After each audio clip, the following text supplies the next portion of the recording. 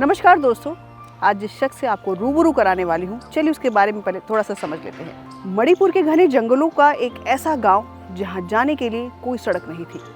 बारिश में फिसलते रास्ते और बीमार लोगों को अस्पताल पहुंचाने का संघर्ष और एक पूरी पीढ़ी जो आधुनिक विकास से कोसों दूर थी।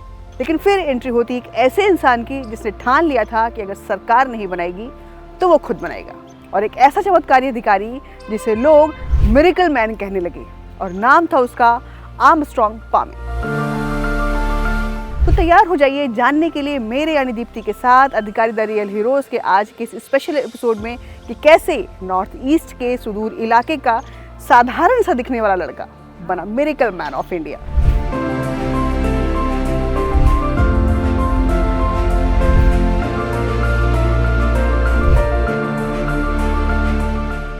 सितंबर 1984 को मणिपुर के एक छोटे से गांव में जन्मे पामे गरीबी और संघर्ष से घिरे थे। लेकिन उनके माता पिता ने उन्हें सिखाया था कि शिक्षा ही तुम्हारी सबसे बड़ी ताकत बनेगी, और उन्होंने अपनी शुरुआती पढ़ाई गांव के स्कूल में की और फिर आगे की शिक्षा के लिए सेंट एडमंड्स कॉलेज शिलोंग और सेंट स्टीफेंस कॉलेज दिल्ली चले गए। लेकिन उनकी मंजिल सिर्फ पढ़ाई नहीं थी, वो कुछ बड़ा करना चाहते थे, अपने लोगों के लिए, अपने गांव के लिए। और साल 2009 में जब उन्होंने यूपीएससी पास करके भारतीय प्रशासनिक सेवा यानी आईएएस में प्रवेश किया, तो ये सिर्फ उनकी नहीं बल्कि पूरे समुदाय की जीत थी। तो चलिए उनकी जिंदगी से जुड़े कुछ किस्सों को सुनते हैं और उनकी जिंदगी को थोड़ा करीब से महसूस करने की कोशिश करते हैं।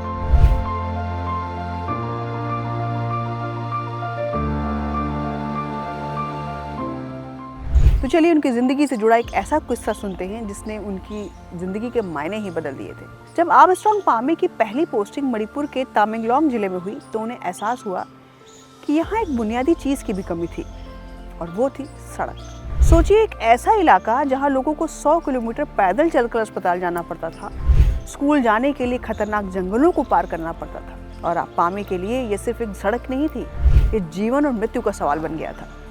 और सरकार के पास इस सड़क को बनाने के लिए कोई भी बजट नहीं था। अधिकारी कहते रहे ये संभव नहीं है, फंड नहीं है। लेकिन पामे ने तो जैसे ठान ही लिया था कि अगर सरकार नहीं करेगी तो हम खुद कर लेंगे। और यही से शुरू हुआ एक क्रांतिकारी सफर। ऐसे में उन्होंने एक दिन फेसबुक पर एक पोस्ट डाली और लिखा कि क्या हम सब मिलकर पैसा इकट्ठा करें तो क्या अपने लिए एक सड़क नहीं बना सकते हैं। और इस एक सवाल ने हजारों लोगों को झकझोर दिया था। भारत ही नहीं, विदेशों से भी लोग मदद के लिए आगे आने लगे। कुछ ने 100 रुपये दिए, तो कुछ ने 10,000, तो कुछ ने अपना पेंशन ही दे डाली। और इस तरह से धीरे धीरे 50 लाख रुपए इकट्ठा हो गए।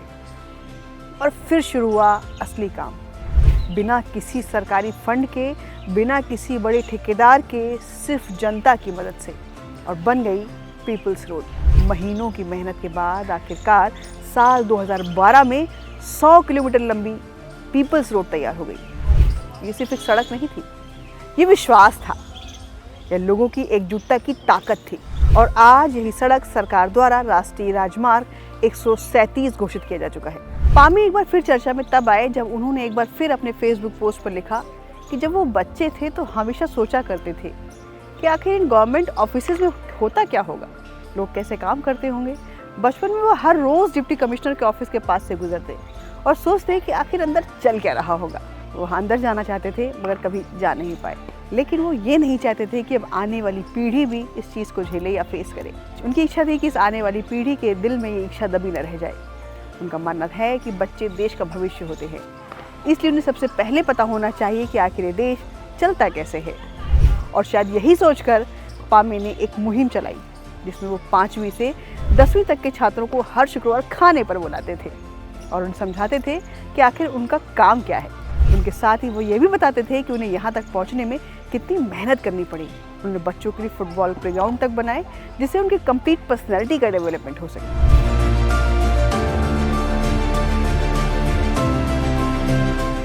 तो चलिए उनकी ज़िंदगी से जुड़ा एक और किस्सा आपको सुनाती हूँ। दोस्तों, पामे सिर्फ एक जिम्मेदार अफसर ही नहीं थे बल्कि एक नेक दिल इंसान भी हैं जो ज़रूरतमंदों की मदद के लिए हमेशा तैयार रहते हैं। ऐसे एक बार फिर उन्हें ऑफिस के काम से मिजोरम के लुंगलोई जिले के एक छोटे से गांव में जाना पड़ा और वहां उनकी मुलाकात हुई 11 साल की लाल रिंडिका से, जो जन्म से ही तालू में छेद की समस्या से जूझ रही थी।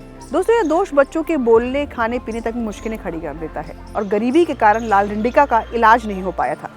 लेकिन पामे ये अनदेखा नहीं कर सके। उन्होंने तुरंत इम्फाल के एक अस्पताल में इलाज की व्यवस्था कराई और उन्होंने सिर्फ लाल इंडिका का पूरा मेडिकल का खर्चा उठाया, बल्कि उसके पिता के साथ आने जाने और ठहरने की भी जिम्मेदारी खुद ली।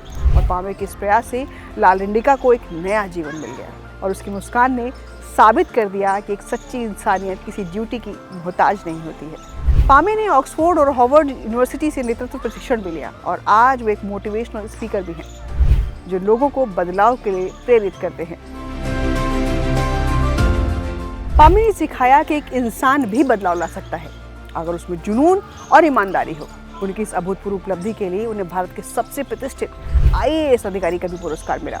CNN IBN ने उन्हें इंडियन ऑफ द ईयर के लिए नामांकित किया। दावोस वर्ल्ड इकोनॉमिक फोरम में भी उन्हें आमंत्रित किया गया और साथ ही फेसबुक, जहां से उसने प्रसिद्धि दी, जहां से उसकी पहचान कराई, उस ऑफिस में भी उनको बुलाया गया।